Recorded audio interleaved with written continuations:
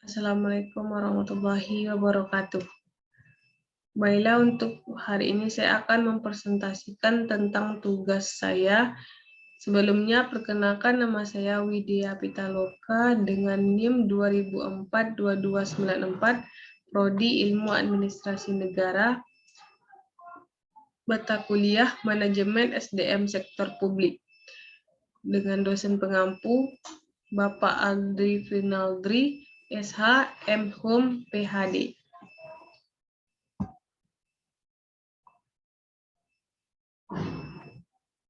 Baiklah, untuk materi yang pertama itu tentang pembinaan SDM. Pengertian dari pembinaan SDM adalah disiplin kerja merupakan suatu sikap, tingkah laku, dan perbuatan yang sesuai dengan peraturan, baik tertulis maupun tidak tertulis, dan bila melanggar akan ada sanksi atas pelanggarannya. Menurut Hasibuan tahun 2003, disiplin kerja adalah kesadaran dan kesediaan seseorang mentaati semua peraturan perusahaan dan norma-norma yang berlaku. Pengertian lain dari disiplin kerja adalah fungsi manajemen sumber daya manusia yang terpenting dan kunci terwujudnya tujuan, karena tanpa disiplin yang baik, sulit terwujud tujuan yang maksimal. Kinerja karyawan.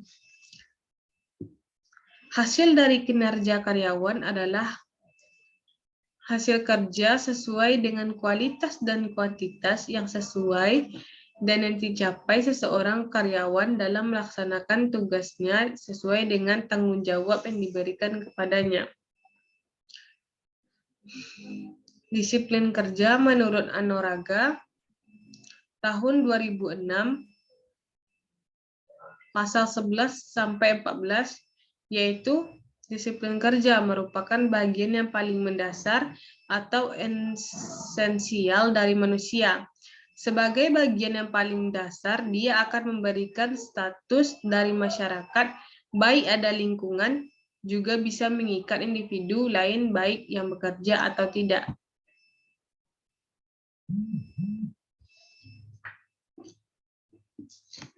Untuk materi selanjutnya tentang pembinaan jiwa Korpras dan kode etik SDM.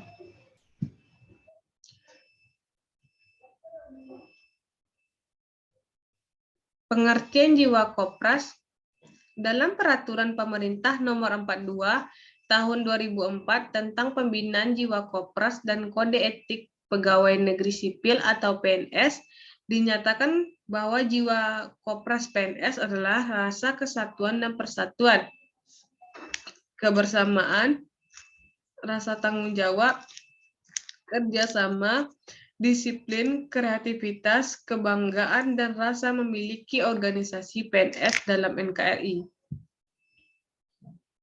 Undang-Undang tentang Pembinaan Jiwa Kopras. Pembinaan jiwa Kopras pegawai negeri sipil dimaksudkan untuk meningkatkan perjuangan, pengabdian, kesetiaan, dan ketaatan pegawai negeri sipil kepada Negara Kesatuan dan Pemerintahan Republik Indonesia berdasarkan Pancasila dan Undang-Undang Dasar 1945. Tujuan dari pembinaan jiwa Kopras ini yang pertama, memberikan watak atau karakter, memelihara rasa persatuan dan kesatuan secara kekeluargaan, guna mewujudkan kerjasama dan memberi semangat pengabdian kepada masyarakat, serta meningkatkan kemampuan dan keteladanan pegawai negeri sipil. Yang B, mendorong etos kerja pegawai negeri sipil untuk mewujudkan pegawai negeri sipil yang bermutu tinggi dan sadar akan tanggung jawab sebagai unsur aparatur negara dan abdi negara. Untuk yang terakhir, menumbuhkan dan meningkatkan semangat kesadaran dan wawasan kebangsaan pegawai negeri sipil sehingga dapat menjaga persatuan dan kesatuan bangsa dalam negara Republik Indonesia. Untuk slide selanjutnya, tentang ruang lingkup. Yang pertama itu meningkatkan etos kerja untuk mendukung produktivitas dan profesionalitas PNS. Yang kedua, partisipasi dalam menyusun kebijakan pemerintah yang terkait dengan PNS. Yang ketiga, meningkatkan kerjasama PNS. Dan yang terakhir, perlindungan hak-hak sipil atau kepentingan PNS.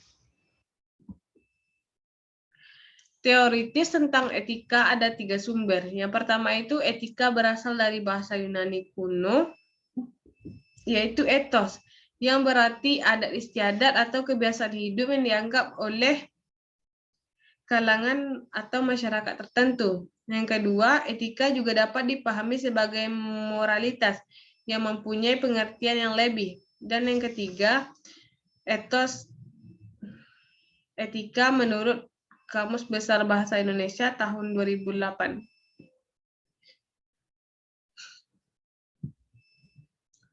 Macam-macam etika, yang pertama itu etika umum. Etika umum mencakup tentang norma dan nilai moral, kondisi-kondisi dasar bagi manusia untuk bertindak etis, teoritis, etika, lembaga-lembaga normatif, dan semacamnya. Yang kedua itu etika khusus. Etika khusus adalah cerminan kritis rasional yang meneropong dan mencerminkan kehidupan manusia dengan mendasarkan diri pada norma dan nilai moral yang ada pada situasi khusus dari bidang kehidupan dan kegiatan khusus tertentu yang dilakukan setiap orang dan atau kelompok dalam suatu masyarakat. Nah, untuk materi yang terakhir tentang pembinaan dan sistem karir.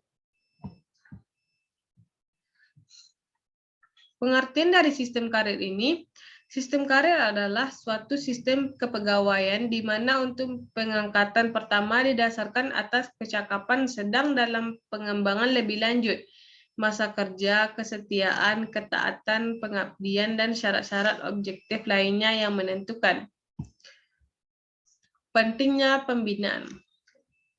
Pentingnya pembinaan untuk menjamin penyelenggaraan tugas pemerintah dan pembangunan secara sumber daya guna dan sumber hasil guna, diperlukan sistem pembinaan pegawai negeri sipil yang mampu memberikan keseimbangan terjaminnya hak dan kewajiban pegawai negeri sipil. Manfaat pembinaan karir.